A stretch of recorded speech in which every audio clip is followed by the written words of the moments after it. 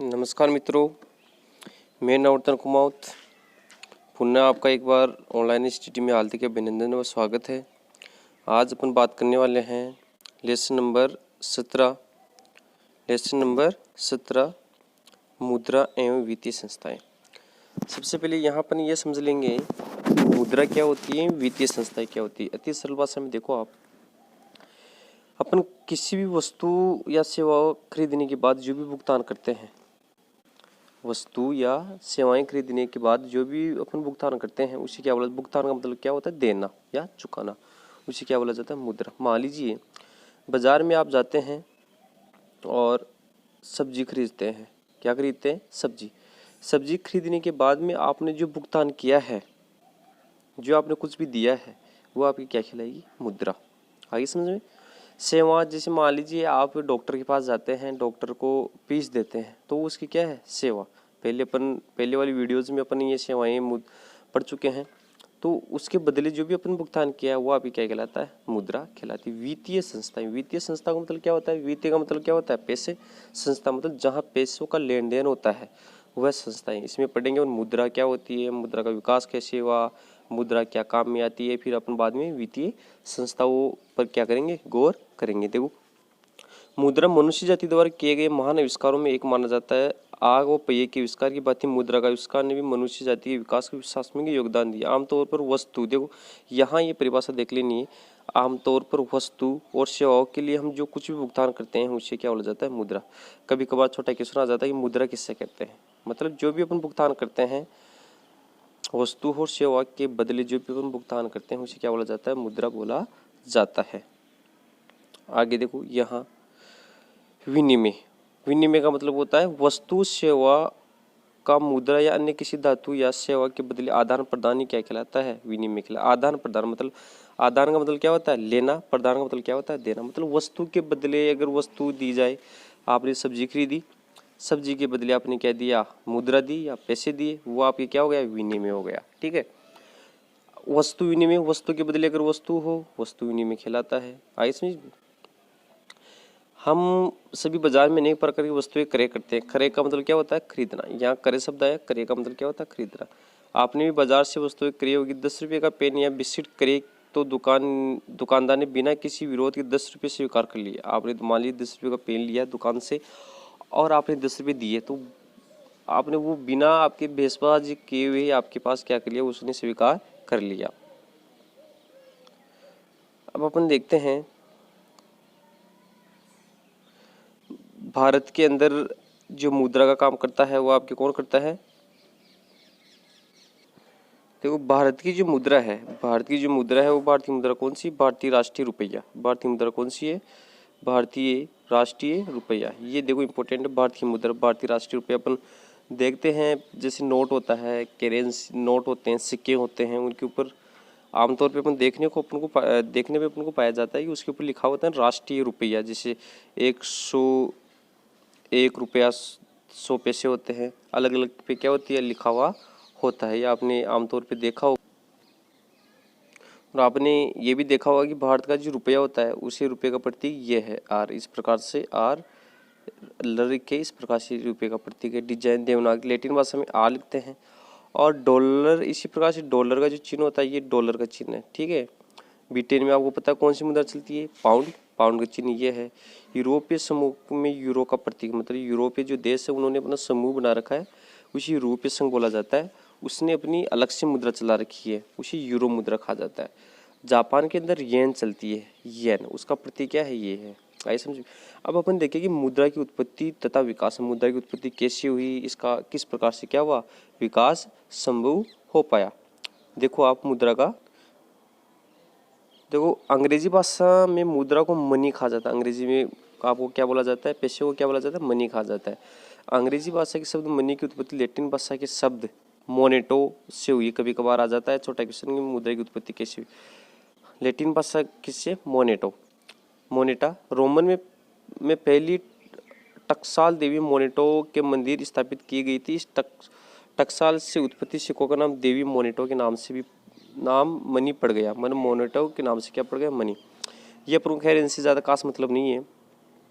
अब अपन भारत की बात करते हैं तो चीन के साथ साथ भारत विश्व में प्रथम सिक्के जारी करने वाला देशों में से एक, मतलब सबसे पहले सिक्के जारी कहाँ हुए? चीन में हुए, फिर आपके बाद में भारत में हुए। अब देखो मौर्य कालीन के चांदी के सिक्के इस बात के सत्य करते हैं कि ईसा पूर्व में सिक्कों का प्रयोग प्रारंभ हो गया था। मतलब मौर्य काल आपको पता है 312 ईस्वी, क्या ईस्वी से पहले ही आपके क्या हो गया था? मौर्य वंश चालू हो गया था। ठीक है, 312 ईस्वी के पहले आपके क्या हो गया था? मौर्य वंश चालू हो गया था। वो अपने इतिहास, इसी लेसन के अंदर अपन पहला जो लेसन है स्वर्णकालीन भारत का इतिहास, उसके अंदर मौर्यकालीन देखेंगे, उसमें देखेंगे अपन चांदी के सिक्के। मतलब मौर्य काल में चांदी के सिक्के चालू हो गए तो इसका मतलब क्या हो गया था? सिक्के तो पहली मुद्रा तो चालू हो गई। और प्रारंभ भारत में पहला रुपया शेरशाह सूरी द्वारा, शेरशाह सूरी ये भी पढ़ेंगे अपन। भारत में पहला रुपया किसने जारी किया था? शेरशाह सूरी ने। जो अकबर और जो हुमायूं है, हुमायूं के बीच में एक सूरी वंश हो रहा जाता है, उसमें अपन देखेंगे। तो आपकी सबसे पहले आपके आ जाएगी भारत में पहला रुपया किसने जारी किया था? तो भारत में पहला रुपया किसने जारी किया था? शेरशाह सूरी ने जारी किया था। देखो वर्तमान की अगर बात करते हैं मेरे प्यारे बच्चों, वर्तमान में 50, 1 रुपया, 2 रुपये, 5 रुपये, 10 रुपये के क्या चलते हैं? सिक्के चलते हैं। केंद्रीय बैंक भारतीय रिजर्व, भारत का केंद्रीय बैंक कौन सा है? भारतीय रिजर्व बैंक। कभी कभार आ जाता है कि भारत का केंद्रीय बैंक कौन सा है, तो भारत का केंद्रीय बैंक कौन सा है? भारतीय रिजर्व बैंक। 10 रुपये, 20 रुपये, 50 रुपये, 100 रुपये, 500 रुपये, 2000 रुपये के नोट क्या करता है? जारी करता है। देखो पहले 1 रुपये, 2 रुपये, 5 रुपये के नोट भी चलते थे, लेकिन वर्तमान में इनको क्या कर दिया गया है? बंद कर दिया गया है। ये इंपॉर्टेंट बात मैं बताने जा रहा हूँ। 8 नवंबर 2016 को प्रधानमंत्री नरेंद्र मोदी ने प्रचलित 500 और 1000 के नोटों को क्या कर दिया गया? विमुद्रीकरण कर दिया गया। विमुद्रीकरण का मतलब क्या होता है? ये देखो आप, प्रचलित मुद्रा को कानूनी व्यवस्था से क्या कर देना? समाप्त कर देना, या उसके प्रचलन को क्या कर देना? हटा देना। मतलब जो पैसा चल रहा है, जैसे मान लीजिए 500 और 1000 के नोट चल रहे थे, उनको क्या कर देना? बंद कर देना। कानूनी तौर पे उसको क्या कर देना? बंद कर देना। प्रचलन मतलब वो चलना क्या कर देना? बंद कर देना। वो आपको क्या कहलाता है? विमुद्रीकरण। आपको पता होना चाहिए कि 8 नवंबर 2016 को भारतीय के अंदर क्या हुआ था? विमुद्रीकरण, नोटबंदी।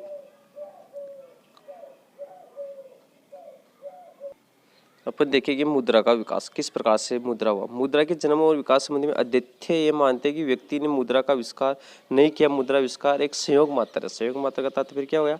संयोग का मतलब क्या होता है? कभी कभार देखते हैं ना अपने अपन को कि यार तू तो संयोग से मिल गया मेरे को। संयोग से मतलब इसकी कल्पना भी नहीं थी, मतलब किसी की कल्पना भी नहीं होना, फिर भी वो संभव हो जा रहा। जैसे अपन बाजार में जाते हैं, यार अपना तो सहयोगी ऐसा था मिलने का, इस प्रकार से बातचीत होती है ना, उसी प्रकार से मुद्रा का संयोग। सबसे पहले वस्तु विनिमय पद्धति प्रारंभ हुई, फिर मुद्रा का विकास हुआ। दूसरी तरफ अनेक विद्वान ये मानते हैं कि वस्तु विनिमय की कठिनाई के कारण मनुष्य जाति ने विनिमय को सुगम बनाने के लिए मुद्रा का विकास किया। कहने का तात्पर्य क्या है कि मुद्रा के विकास से पहले वस्तु विनिमय चलता था। विनिमय का मतलब क्या होता है? किसी चीज के बदले दूसरी चीज देना, मतलब सेवा के बदले सेवा देना, या किसी वस्तु के बदले क्या देना? वस्तु देना। ये क्या कहलाता है? विनिमय कहलाता है। जैसे अभी वर्तमान में कौन सा विनिमय होता है? मुद्रा विनिमय होता है। मतलब कोई भी चीज खरीदते हैं तो उसके बदले क्या देते हैं? अपन पैसा देते हैं, तो वो मुद्रा विनिमय। अब देखेंगे सबसे पहले मुद्रा के विकास में सबसे पहले देखेंगे वस्तु विनिमय प्रणाली। सबसे पहले आपके क्या आई? वस्तु विनिमय प्रणाली। देखो सबसे पहले मुद्रा के विकास में आपके क्वेश्चन आ जाए कि मुद्रा का विकास में सबसे पहले कौन सी प्रणाली है? तो कौन सी प्रणाली है? वस्तु विनिमय प्रणाली। मतलब वस्तु के बदले वस्तु देना है, क्या कहलाता है? वस्तु विनिमय। आइए समझ में। इस प्रणाली में वस्तु और सेवा का विनिमय प्रत्यक्ष रूप से वस्तु और सेवा के बदले में किया जाता था। मतलब विनिमय के माध्यम के रूप में वस्तु विनिमय प्रणाली अब लगभग इतिहास हो चुकी। इतिहास का मतलब क्या हो चुका है? अतीत में बीता हुआ, जो बीत चुका है उसे क्या बोला जाता है? इतिहास। वस्तु विनिमय में आवश्यकता के दोहरे संयोग की कठिनाई पाएगी। मतलब इसका कहने का तात्पर्य क्या है? जैसे मान लीजिए इसमें कुछ कठिनाई पाएगी। कठिनाई का मतलब क्या होगा? जैसे मान लीजिए कि मेरे पास मटकिया है और कोई दूसरा व्यक्ति है, वो क्या बनाता है? जूते बनाता है। तो मैं क्या करूँगा कि मैं उससे जूते ले लूँगा और उसको क्या दे दूँगा? मटकी दे दूँगा। या मान लीजिए मैं कर सकूँ, मेरे पास अनाज होता है तो मैं अनाज दे दूँगा और मटकी, जूते, ये सब कुछ क्या कर लूँगा? ले लूँगा। तो वही तो आपकी क्या कहलाता था? वस्तु विनिमय। लेकिन इसमें अनेक प्रकार के दोष पाए गए। दोष पाने के कारण ये क्या हो गई? बंद हो गई। जैसे मान लीजिए किसी के पास दूध है, किसी के पास घी है, तो घी और दूध का वस्तु विनिमय करना क्या होता है? थोड़ा कठिनाई होता है, क्योंकि दूध महंगा है, घी महंगा है, दूध क्या है? सस्ता है। उसी प्रकार से मान लीजिए किसी के पास घोड़ा है और किसी के पास भेड़ है, और वो दोनों वस्तु उसको विनिमय करना चाहिए, तो घोड़ा तो बड़ा है और भेड़ क्या है, छोटी है। अब इसका तात्पर्य तोड़ा, ये तोड़ा है भाई, घोड़ा आपको आधा दे दे और भेड़ आपको क्या दे दे, पूरी दे दे। तो इस प्रकार की थोड़ी इसमें क्या आई, समस्या ही आई। समस्या आने के कारण ये वस्तु विनिमय प्रणाली क्या हो गई, बंद हो गई। और वस्तु विनिमय प्रणाली के बाद में आपकी जो आई वो आपकी क्या आई, धातु विनिमय प्रणाली। देखो इसमें दे रखा है, आवश्यकता के दोहरे संयोग से है कि एक व्यक्ति जिस वस्तु को बेचना चाहता है उसकी आवश्यकता दूसरे व्यक्ति को हो तथा दूसरे व्यक्ति के पास विक्रय करने के लिए वह वस्तु हो जिसकी आवश्यकता पहले व्यक्ति को हो। वस्तु प्रणाली में विनिमय तो आवश्यकता के दोहरे संयोग के कारण दुर्लभ स्थिति अनिवार्य थी। मतलब इसके अंदर थोड़ी समस्या है, वो समस्या मैंने आपको बता भी दी।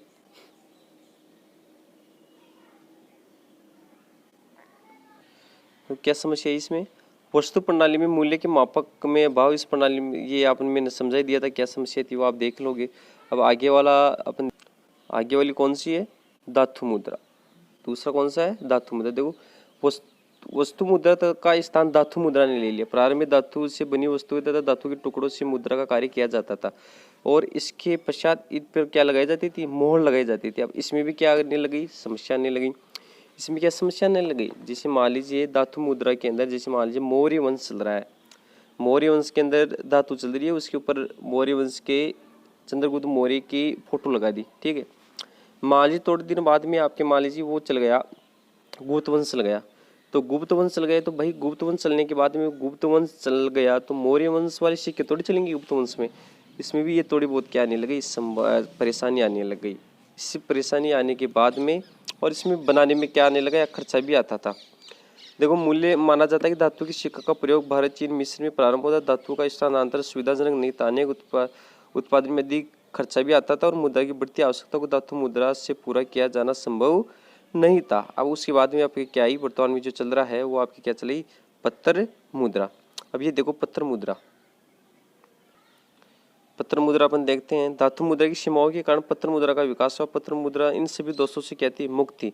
मान लीजिए आपको पत्थर मुद्रा चाहिए, 10 रुपये चाहिए तो 10 रुपये दे दिए, 5 रुपये चाहिए तो 5 रुपये दिए, सभी क्या है आपके पत्थर मुद्रा है। पत्थर मुद्रा का मतलब आपके कागज वाली जो नोट है। अब देखते हैं मुद्रा के कार्य, मुद्रा क्या काम में आती है, मतलब आपके क्या काम में आते हैं पैसे, और अर्थव्यवस्था में मुद्रा की क्या भूमिका है। मुद्रा के कार्य और मुद्रा के कार्य और अर्थव्यवस्था में मुद्रा की भूमिका, ये देखना। सबसे पहले देखो आप विनिमय का माध्यम, विनिमय का माध्यम अपन देख ही लिया, मतलब कोई भी वस्तु खरीदते हैं उसका माध्यम है, बीच का है, मतलब कोई वस्तु खरीदना विनिमय का माध्यम। अर्थव्यवस्था में मुद्रा की आधारभूत भूमिका विनिमय के माध्यम या भुगतान के एक साधन के रूप में काम करने के लिए होती है। मुद्रा का ये कार्य वस्तु विनिमय प्रणाली आश्रित दोहरे संयोग समस्या को समाप्त कर देता है। मतलब कोई भी चीज़ खरीदते हैं उसका माध्यम है, वस्तु खरीदने का माध्यम है, विनिमय का माध्यम है। दूसरा खाद्य की इकाई एवं मूल्य का मापक। खाद्य की इकाई मतलब अपने पास मान लीजिए ज़्यादा पैसे हो जाते हैं तो हम उसको क्या कर लेते हैं, जमा कर लेते हैं, ठीक है। बैंकों के अंदर आपने देखा होगा खाते के अंदर जमा कराते नहीं कराते हैं, इसी प्रकार से। आगे देखो विलंबित भुगतानों का मापक। विलंबित मतलब मान लीजिए किसी से अपन कोई वस्तु खरीदी है, खरीदने के बाद में अपन उसको उधार छोड़ दिया, मान लीजिए उधार छोड़ने के बाद में अपन उसको क्या कर सकते हैं, चुका सकते हैं। मुद्रा का एक वह इकाई जिसके द्वारा स्थगित या भावी भुगतान सरलता से क्या कर सकते हैं, निपटा सकते हैं। अब देखो मूल्य का भंडारण। मूल्य का भंडारण मतलब व्यक्ति इस पैसे को क्या कर लेता है, अपने पास रख लेता है और उसका भंडारण कर लेता है, उसको बदले में इसको क्या मिलता है, ब्याज मिलता है, जो इस लेसन में अपन अध्ययन। देखो अन्य कार्यों के अंदर देखते हैं मुद्रा के अन्य कार्य तथा अर्थव्यवस्था में भूमिका। अर्थव्यवस्था में क्या भूमिका है, देखो मुद्रा के साथ ऐसे मूल्य का स्थानांतरण सुविधाजनक होता है। मुद्रा अर्थव्यवस्था में साख प्रदान करती है। साख का तात्पर्य यह समझ लो, साख का तात्पर्य होता है ब्याज। साख का तात्पर्य क्या होता है, ब्याज। व्यक्ति अपना जो पैसा बचता है उसको बैंकों के अंदर जमा करा देते हैं और या किसी को दे देते हैं तो उससे अपन को क्या प्राप्त होता है, ब्याज प्राप्त होता है। अब आगे देखो अपन जो अध्ययन करने वाले हैं वो क्या करने वाले हैं, बचत एवं साख। बचत का मतलब क्या होता है कि अपने पास जो भी पैसा या मुद्रा आती है उसको अपन क्या करते हैं, बचाते हैं और बचाने की बाद में बैंकों में डाल देते हैं या किसी को दे देते हैं तो उससे अपन को क्या प्राप्त होता है, साख। साख का तात्पर्य क्या होता है, ब्याज। साख का तात्पर्य क्या होता है, ब्याज। यहाँ ये समझ लेना साख का तात्पर्य क्या होता है। अब देखो साख के संस्थागत एवं गैर संस्थागत स्रोत। संस्थागत एवं गैर संस्थागत तो स्रोत। साख का मतलब क्या होता है? ब्याज। मान लीजिए किसी व्यक्ति के पास 15,000 रुपये कमाता है, 15,000 कमाने के बाद में उसके मान लीजिए कि 5,000 रुपये खर्च होते हैं महीने के। आप 15,000 रुपये कमाते हो, 15,000 कमाने के बाद में केवल आपके 5,000 ही क्या होते हैं? खर्च होते हैं। तो ऐसी स्थिति में आप 10,000 रुपये क्या करोगे? या तो बैंक में डालोगे या किसी व्यक्ति को दे दोगे। और किसी बैंक में डालने से या किसी व्यक्ति को देने से अपन को क्या मिलता है? साख मिलता है, मतलब ब्याज मिलता है। देखो अर्थव्यवस्था में अनेक लोग ऐसे होते हैं जिनके वे उनकी आय से अधिक होते हैं। ऐसी अधिकते व्यय को पूरा करने के लिए उन्हें ऋण लेने की आवश्यकता होती है। कभी कभार ये भी तो होता है ना, जैसे मान लीजिए मेरे पास 5,000 रुपये कमाता हूँ, मेरे को 10,000 रुपये जरूरत है, तो मैं 5,000 रुपये क्या करूँगा? व्यय करूँगा, किसी से लूँगा। इस प्रकार अनेक लोगों की उत्पादन क्रिया व्यवसाय में संलग्न व्यवसाय को आगे बढ़ाने के लिए अधिक पैसों की आवश्यकता होती है, जिन्हें वे ऋण लेकर पूरा करते हैं। मान लीजिए कोई व्यवसाय कर रहा है, उस व्यवसाय के लिए उसको क्या चाहिए? ऋण चाहिए या उसको पैसे चाहिए, तो ऋण ही तो लेगा ना। तो ऋण देने की आवश्यकता को विभिन्न वित्तीय स्रोतों से साख प्रदान कर सकते हैं। नहीं कर सकते, मतलब एक कहने का तात्पर्य क्या है कि मेरे पास मान लीजिए मैं फैक्ट्री लगाना चाहता हूँ या व्यवसाय स्टार्ट करना चाहता हूँ, तो मेरे को पैसों की आवश्यकता है, तो मैं किसी से क्या लूँगा? ऋण लूँगा। और एक व्यक्ति ऐसा है कि जिसके पास पैसे ज़्यादा है, वो व्यक्ति क्या करेगा? पैसे देगा। तो अपनी अपनी ये अध्ययन करने वाले हैं कि ब्याज कहाँ से लिया जाता है और कहाँ से नहीं लिया जाता है। सबसे पहले देखो अपन देखते हैं साख के संस्थागत स्रोत। संस्थागत का मतलब क्या होते हैं कि ऐसे स्रोत जो रिजर्व जो सरकारी हो, मतलब गवर्नमेंट उन्हें चलाती हो और वो भारतीय रिजर्व बैंक से क्या प्राप्त हो? उनको मान्यता प्राप्त हो, वो आपके क्या कहलाएंगे? संस्थागत। जैसे बैंक हो गए आपके, बैंक जो होते हैं जैसे LIC हो गई, ये क्या है? सभी संस्थागत। गैर संस्थागत का मतलब क्या होता है कि ऐसे स्रोत जो प्राइवेट हो, भारतीय रिजर्व बैंक से मान्यता प्राप्त नहीं हो, जैसे आपके सेठ हो गए, साहूकार हो गए, दोस्त हो गए, रिश्तेदार हो गए, ये अपन को ब्याज देते हैं, तो ये आपके क्या हो गया? गैर संस्थागत। ये कोई सरकार से मान्यता प्राप्त थोड़ी होते हैं। देखो अपने देखा ना, संस्था का साख प्रदान करने वाली संस्था सरकार और भारतीय रिजर्व बैंक के पास क्या होती है? पंजीकृत होती है। इनकी नियम और निर्देशन कौन करता है? भारतीय रिजर्व बैंक। और जो गैर संस्थागत होती है वो आपकी पंजीकृत नहीं होती है, उनकी नियमों कानून स्वयं बनाते हैं। जैसे देखो इसमें साहूकार हो गए, देसी बैंकर हो गए, ये सभी किस में आते हैं? गैर संस्थागत स्रोतों के में आते हैं। आगे समझ में, ये इंपॉर्टेंट है, ये कभी कभार क्वेश्चन आता है इसका, संस्थागत गैर संस्थागत स्रोतों में अंतर है। अब देखो आगे क्या आया अपने, जैसे मान लीजिए आगे क्या है? वाणिज्य बैंक। वाणिज्य बैंक तो आप बता ही दोगे। वाणिज्य बैंक मतलब ग्रामीण जो वाणिज्य बैंक मतलब व्यवसाय के लिए जो बैंक होते हैं उन क्या बोला जाता है? वाणिज्य बैंक। जैसे अपन देखते हैं कि कोई भी वस्तु अपन बैंकों में पैसे जमा कराते हैं, निकलाते हैं, ये सभी कार्य कहाँ होते हैं? वाणिज्य बैंकों के अंदर होते हैं, मतलब पैसों का भुगतान करना। उसके बदले में अपन को बैंक क्या देता है? ब्याज प्रदान करता है। और इसी प्रकार से अगर अपन बात करते हैं, जैसे ये तो चेक भी आपको मैं बता देता हूँ, इसमें चेक भी अपन पढ़ेंगे। देखो चेक क्या होता है?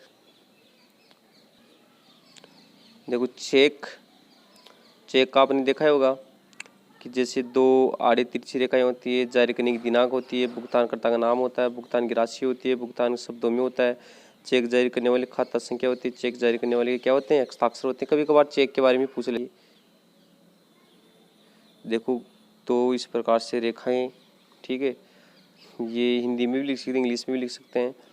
ये अंकों में, ये जारी करने की दिनांक, ये अकाउंट नंबर, और ये यहाँ साइन हस्ताक्षर होंगे। देखो कृपया ऊपर हस्ताक्षर करें, यहाँ हस्ताक्षर होंगे, जैसे मैंने ये हस्ताक्षर कर दिए, ये लो 500 रुपये आपके जारी हो गए हैं।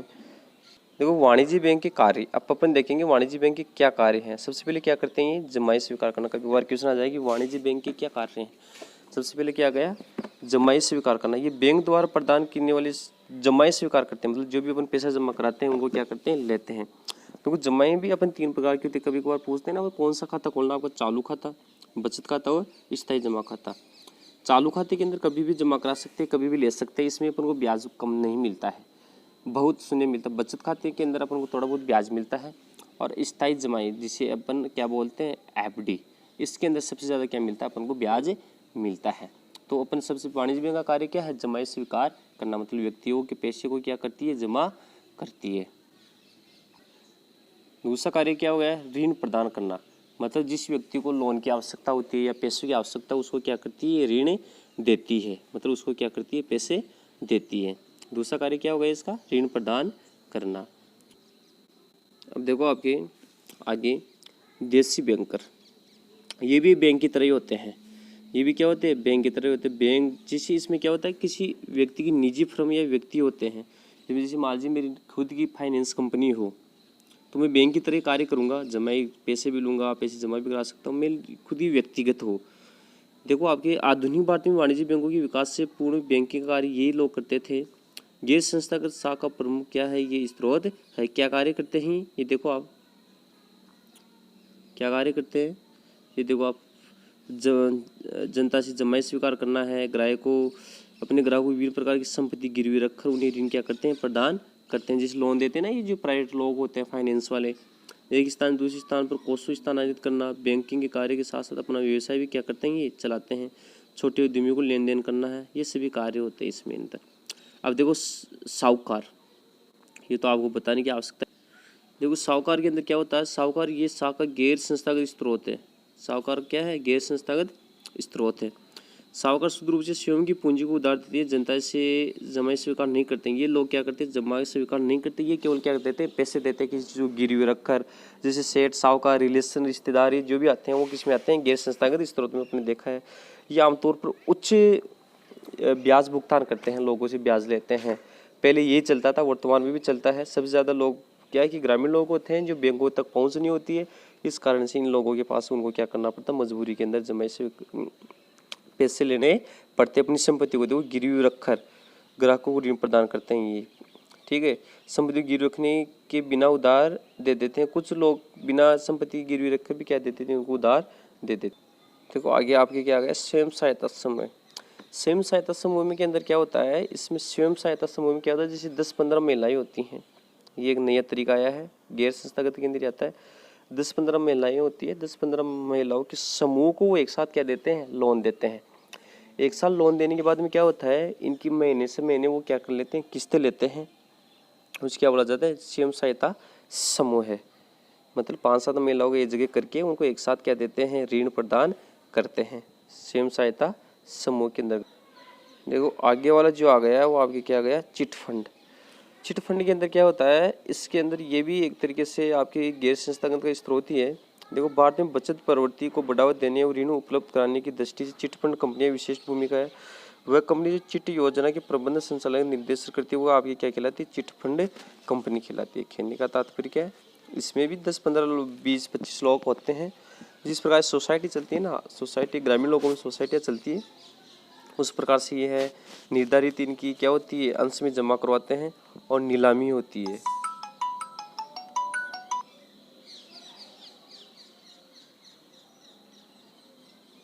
समझ में, तो वो सोसाइटी होती है, इसमें प्रत्येक माह में सदस्य के विजेता के रूप में पुरस्कार राशि मिलती है। योजना में एक बार विजेता होने के बाद में उसी निविदा नीलामी पुनः शामिल नहीं किया जाता है। आगे समझ में, मतलब एक बार जैसे मान लीजिए 50 व्यक्ति है और 50 महीने तक ये सोसाइटी चलेगी। कितने महीने तक, चिट फंड 50 महीने तक चलेगी।